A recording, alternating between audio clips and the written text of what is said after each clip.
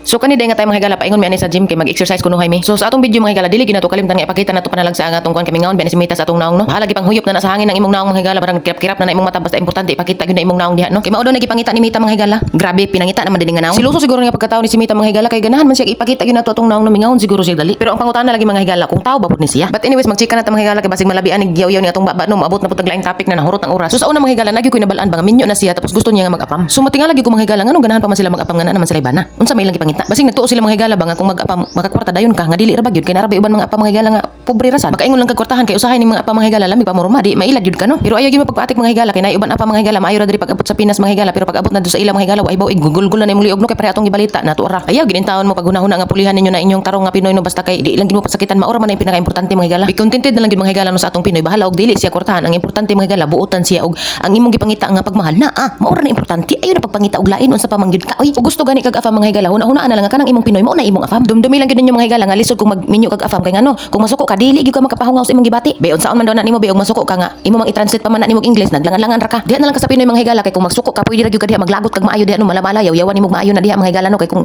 English gani ka mga higala na ambot na lang gyud nimo maglabad imong utok og samot pero kay namang piubad mga bae mga higala ganahan og labad ang utok para na ko labad og utok charot ra oy mo tuon na pud na sila kay na naarabad uban mga Pinay mga higala nga kanang hilig ba magpakuan magpamanya-manya na di gyud nga pasabdan ana sa mga kuan mga higala mga apam na sa ilang bokabularyo manay ingon maipit gyud ani